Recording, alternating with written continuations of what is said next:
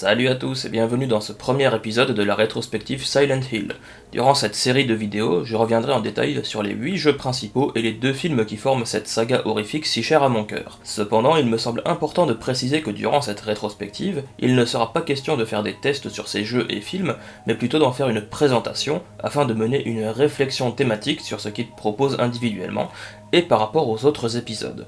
Si par exemple vous êtes venu ici pour savoir à quel point le deuxième film est une merde, vous êtes au mauvais endroit, d'autant plus qu'on n'est pas prêt d'en parler. Maintenant que ceci est dit, commençons sans plus attendre. Sortie courant 95, la première PlayStation, qui aura permis l'entrée fracassante de Sony dans la guerre des consoles, n'aura pas attendu bien longtemps avant d'accueillir son premier survival horror, le mythique Resident Evil de Capcom en 1996. L'histoire, vous la connaissez. Le jeu est un carton monumental, à tel point qu'une version Director's Cut est publiée en 1997, proposant notamment de nouveaux angles de caméra, ainsi qu'un disque contenant la démo de Resident Evil 2, lequel sortira au début de l'année 98 et sera également un succès colossal. Face à cette franchise nouvellement créée, Konami s'est dit qu'il y avait certainement une part du gâteau à prendre. Et c'est ainsi qu'en 99, la PlayStation accueille le champion de Konami face au monstre Resident Evil, j'ai nommé Silent Hill, conçu par la future Team Silent, alors dirigée par Keiichiro Toyama, au sein de Konami Computer Entertainment Tokyo. Alors que Capcom prépare le 3ème épisode de sa licence horrifique à succès, l'équipe derrière Silent Hill n'a pas le choix. S'ils veulent connaître un succès commercial, il va falloir que leur jeu se démarque de la concurrence. Pour cela, la team adopte plusieurs choix. Avant tout, les décors en 2D et les caméras fixes de Resident Evil laissent place à de vastes décors urbains intégralement modélisés en 3D, permettant notamment des éclairages dynamiques ainsi qu'une mise en scène plus souple et donc plus à même de déstabiliser le joueur. Un parfait exemple se trouve dans l'introduction du jeu, qui combine à la fois éclairage et caméra dynamique, et à laquelle de nombreux joueurs ont pu s'essayer en amont grâce à une démo inclue avec le premier Metal Gear Solid, ce qui montre bien l'importance marketing de ce choix de la 3D. Cependant, comme dirait l'autre, choisir c'est renoncer, et cette modélisation complète de la ville ne va pas sans quelques contraintes techniques. En effet, si l'aire de jeu est sensiblement plus large que celle d'un Resident Evil, proposant d'explorer toute une ville, l'équipe de Keiichiro Toyama doit se rendre à l'évidence. Il est impossible d'afficher la ville à l'écran de façon satisfaisante, et c'est de ce constat purement technique qu'est né le fameux brouillard iconique, devenu depuis le principal code esthétique de la marque Silent Hill. À côté de ça, l'idée de faire déambuler le joueur dans une ville amène au point suivant. Étant dans l'impossibilité de modéliser les intérieurs de tous les bâtiments que le joueur pourra avoir envie de visiter, l'équipe a simplement verrouillé toutes les portes qui ne faisaient pas progresser l'aventure.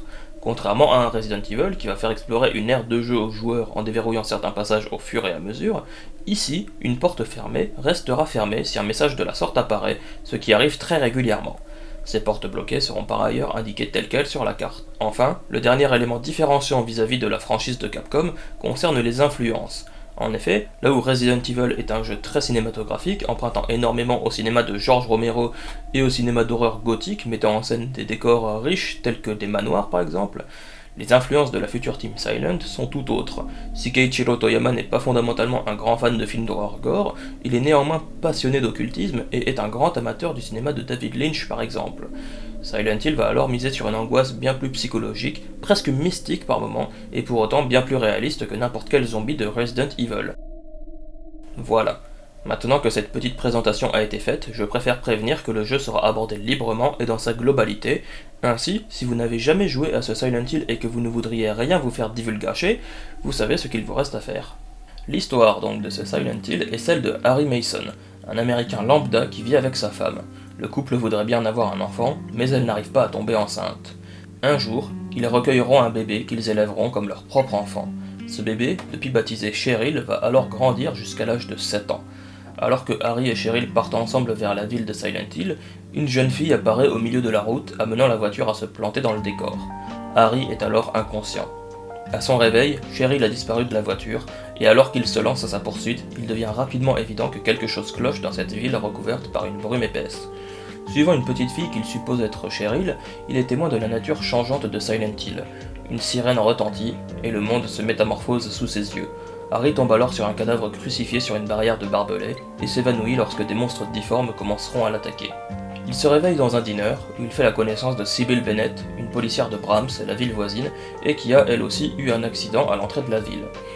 Après une discussion avec Harry concernant l'étrangeté de la ville, elle part chercher du renfort, non sans avoir donné une arme au jeune père.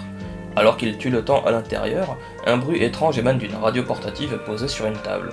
C'est alors que surgit une créature ailée et difforme, brisant la fenêtre et attaquant Harry. Ce dernier abat le monstre, et réalisant qu'il n'est pas en sécurité, repart à la recherche de sa fille. Durant son périple, il visite notamment une école ou encore un hôpital et passe dans divers lieux tels qu'une église ou un parc d'attractions. Il croise également la route de nombreux monstres comme des chiens nécrosés ou des humanoïdes de petite taille dotés de longues griffes aux mains. Harry croise également la route de Dahlia Gillespie, gourou de la secte locale, ainsi que Lisa Garland, seule infirmière qui ne montrera aucun signe d'hostilité à son égard. Au fur et à mesure de sa progression, le personnage principal se met à douter sur la réalité de ce qui l'entoure, supposant par exemple être en train de rêver à un moment. Et c'est bien de rêve dont il est ici question, mais pas le sien. Harry est en fait enfermé dans le cauchemar d'Alessa Gillespie, fille de Dahlia Gillespie, sacrifiée par le feu lors d'un rituel païen alors qu'elle n'avait que 7 ans, et sosie parfait de Cheryl Mason. Durant les dernières heures de jeu, les éléments mystérieux vont majoritairement être expliqués. Alors qu'elle brûlait sur le bûcher, Alessa a divisé son âme en 2 fragments, gardant en elle toute sa haine et sa colère, et plaçant sa bonté et son innocence dans le corps d'un bébé. Ce bébé devint plus tard Cheryl Mason. Après cet événement, Alessa, qui a survécu aux flammes, a grandi durant 7 longues années où elle sera maintenue à l'article de la mort par sa mère, dans une chambre d'hôpital isolée. Sa douleur et sa haine sont alors telles qu'elles finissent par contaminer la ville entière, qui se retrouve donc recouverte d'une épaisse brume abritant des monstres, et se métamorphose dès que retentit l'alarme nucléaire. Les créatures qui parcourent les rues et bâtiments de Silent Hill sont ainsi profondément liées aux angoisses d'Alessa, tandis que la sirène, évoquant un bombardement nucléaire, renvoie aux flammes qui ont dévoré son corps et les séquelles qu'elles ont laissées. À la fin du jeu, Alessa absorbe Cheryl et redevient entière, et en fonction des actes du joueur, Harry sera amené soit à affronter Alessa et à perdre sa fille à tout jamais, soit à libérer Alessa du mal qui la ronge, celui-ci se matérialisant en un démon ailé à tête de bouc. À la fin de l'affrontement avec le démon, Alessa, dans son dernier souffle, matérialise un bébé qu'elle tend à Harry, celui-ci s'enfuit alors avec l'enfant. Il s'agit de la fin officielle et canonique, même si beaucoup de joueurs découvriront au terme de leur aventure le personnage principal mort au volant de sa voiture. Voilà qui conclut donc l'aventure de ce premier Silent Hill. Si le scénario peut sembler assez simple de prime abord, avec ce père qui part à la recherche de sa fille disparue, il brasse malgré tout des thématiques fortes, notamment liées à la parentalité dans un premier temps. Je pense pouvoir dire que l'idée même de perdre son enfant rendrait n'importe quel parent malade, et c'est justement par ce point-là que commence ce premier Silent Hill. Et si la disparition de l'enfant provoque une peur concrète, l'équipe de Keiichiro Toyama fait rapidement évoluer cette peur vers un effroi bien plus abstrait en un sens. Un effroi basé sur l'évocation d'idées. Ainsi, la sirène qui retentit renverrait, comme nous l'avons vu plus tôt, à une peur de la bombe nucléaire, et par extension de la guerre étant régulièrement une des premières raisons de la perte d'un proche, cette simple sirène évoque une idée de séparation, et par extension de division. Ce n'est d'ailleurs pas un hasard si cette sirène annonce le passage de Silent Hill d'un monde à l'autre, de la dimension de brume à la dimension de rouille, 2 strates qui forment un tout, comme les 2 faces d'une même pièce, comme les individus qui composent une famille. Cette notion de dualité revient notamment lors du passage de Harry à l'école, où, pour progresser, le joueur doit récupérer 2 médaillons, un doré représentant le soleil et l'autre argenté représentant la lune. La lune et le soleil forment la journée, comme les médaillons, une fois rassemblés, forment la clé de la tour de l'horloge. Pour progresser, il faut réunir les 2 médaillons, de même que Harry cherche à se réunir avec Cheryl, tandis que Dahlia cherche à rassembler les 2 fragments de l'âme d'Alessa, qui est la source de tout ce qui se passe depuis le début du jeu. Cela dit, si le thème de la parentalité est important dans Silent Hill via le personnage de Harry Mason et celui de Dahlia, sur lesquels je reviendrai plus tard, de nombreuses autres thématiques sont tout aussi présentes, puisque le personnage central de l'histoire est Alessa et que ce sont ses peurs qui sont matérialisées dans la ville de Silent Hill. Le sous-texte va se voir grandement enrichi. Étant donné qu'Alessa avait 7 ans quand elle a divisé son âme en 2, donnant ainsi naissance à Cheryl, au moment où Harry arrive en ville, Alessa a donc 14 ans et se retrouve ainsi à cette période charnière où elle est trop vieille pour être une enfant et trop jeune pour être une femme, pour reprendre ainsi la formule de ce petit chef-d'œuvre. Ainsi, les peurs de l'enfant côtoient les peurs de l'adulte, le tout saupoudré de symboles de la métamorphose du corps. Prenons cette scène qui se passe à l'école.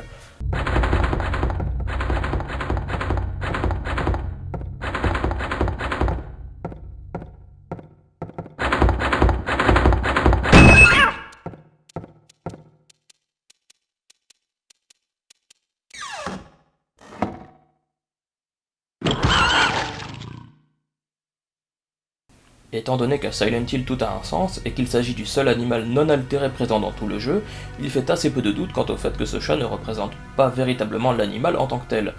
D'autant plus que, comme le disait l'autre, un chat peut ouvrir une porte, mais s'il la referme, c'est un chat fantôme. Ce minou surgissant du casier pourrait alors être une représentation de la sexualité naissante d'Alessa, ou au moins de sa capacité d'attraction.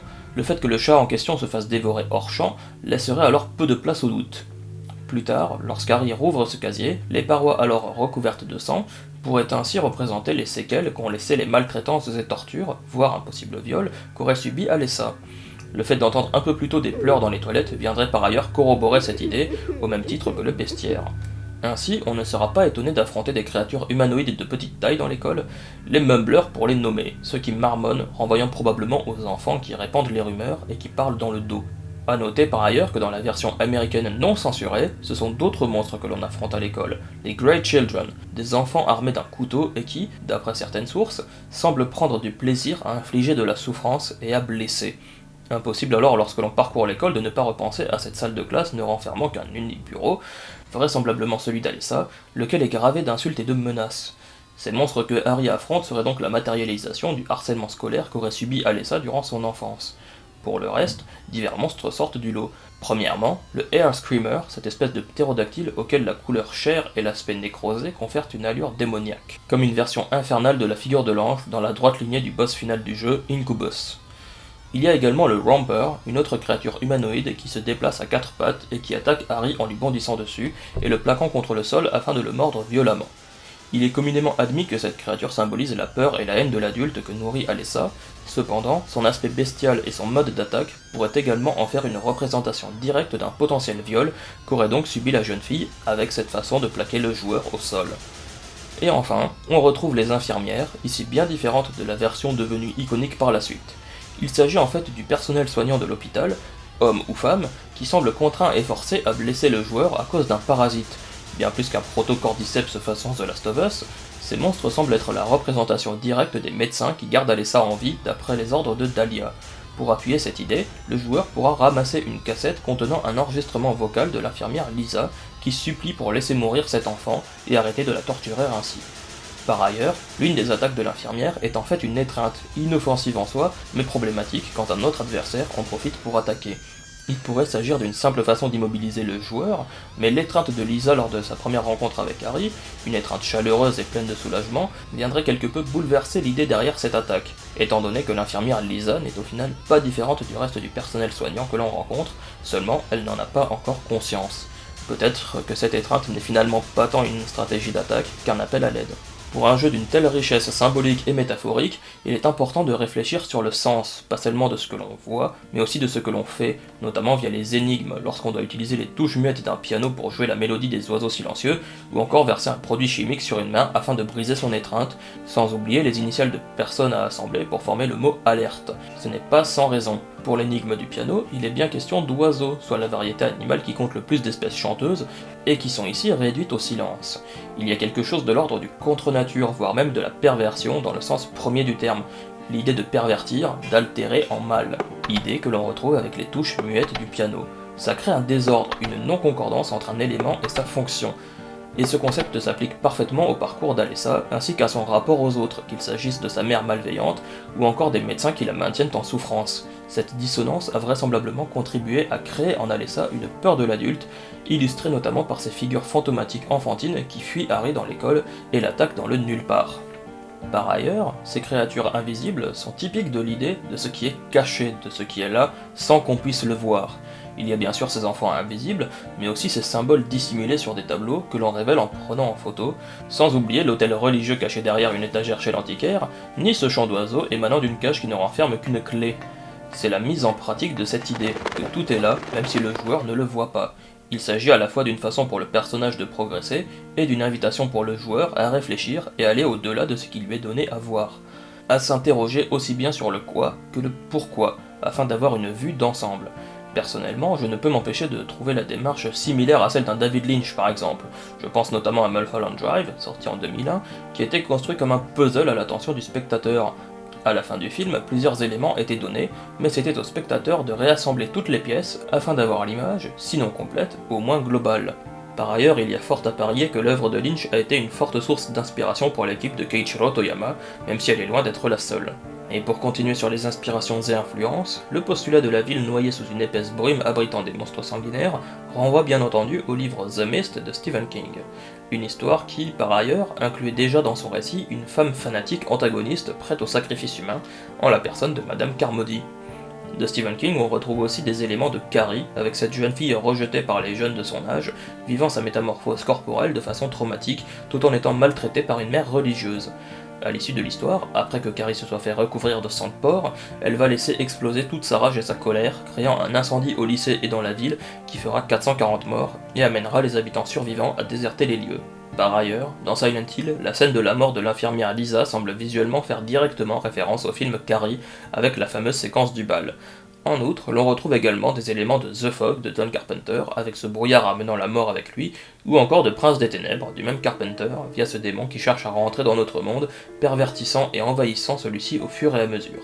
La trame de ce premier Silent Hill a par ailleurs certaines similarités avec le film L'échelle de Jacob d'Adrian Lyne, dont la fin est même directement reprise dans le jeu. Enfin, l'école que l'on visite semble être une reproduction à l'identique de celle que l'on voit dans le film Un flic à la maternelle de Ivan Reitman. Pour finir sur les influences, il me semble pertinent de relever quelques clins d'œil dans les noms des personnages. Ainsi, Cheryl a été nommée ainsi en hommage à la mythique interprète de Laura Palmer dans la non moins mythique série Twin Peaks, Cheryl Lee. Et Alessa devait initialement s'appeler Asia, comme la fille de Dario Argento. Dahlia, quant à elle, tient son nom de l'ex-épouse de Dario Argento et mère de Asia Argento, la regrettée Daria Nicolodi.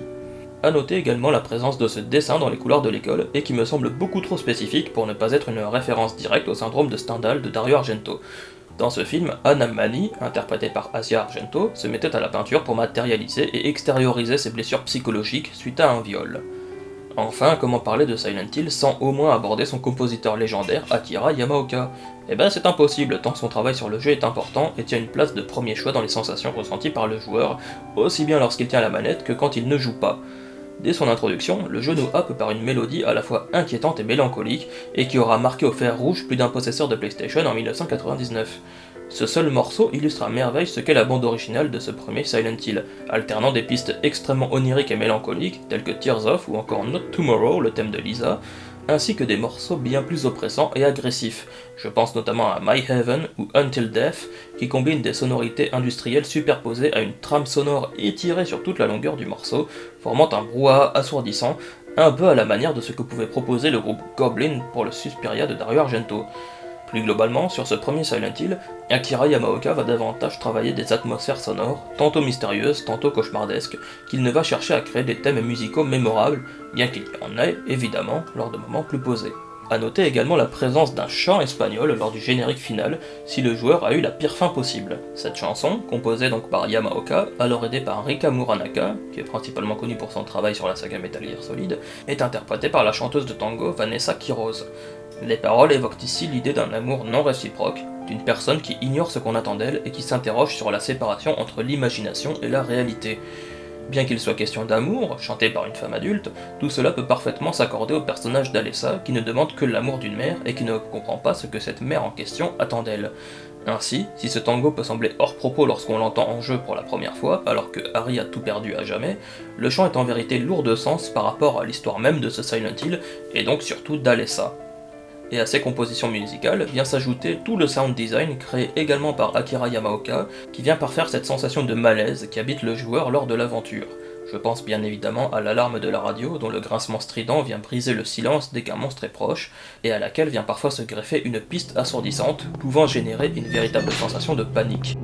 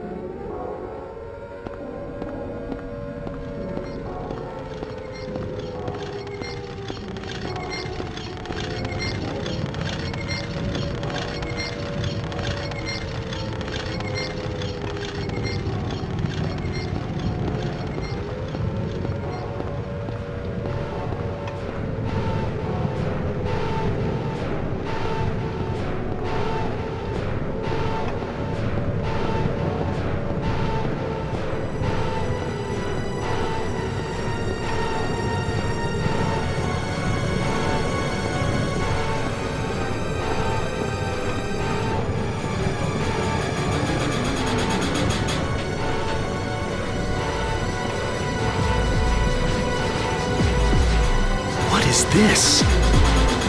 What's going on here?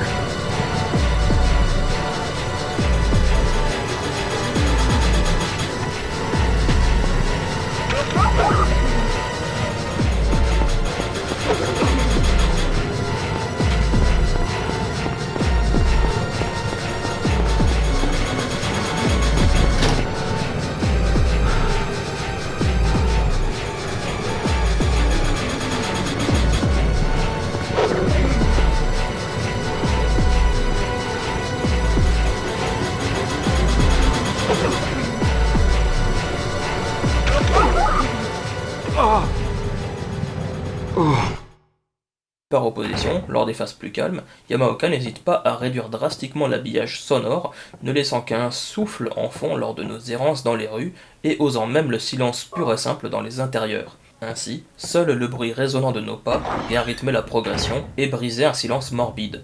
Cette absence d'enrobage sonore crée une véritable sensation de vide presque existentielle, une solitude écrasante face à l'inconnu et l'inexplicable.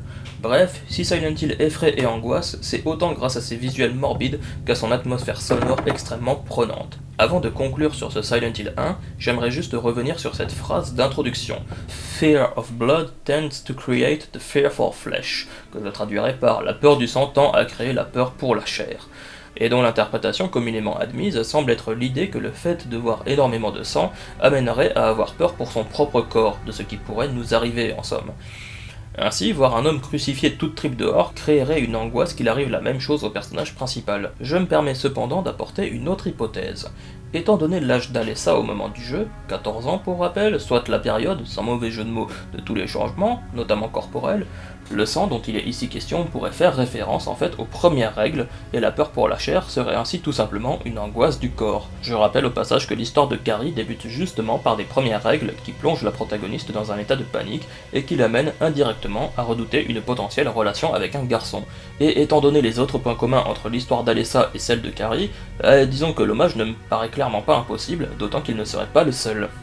C'est grâce à tout cela que Silent Hill est parvenu à se démarquer et à trouver son public face au carton planétaire que représentait la saga Resident Evil.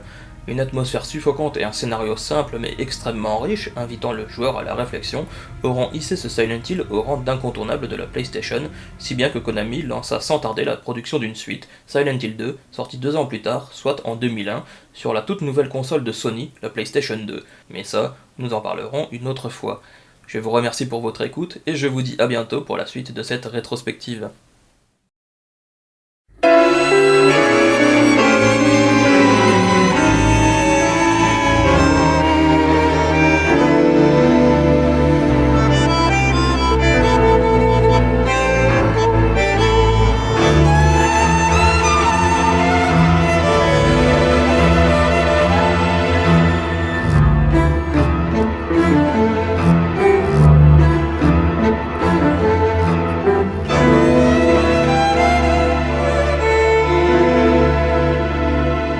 Estoy soñando, sí, solo imagino,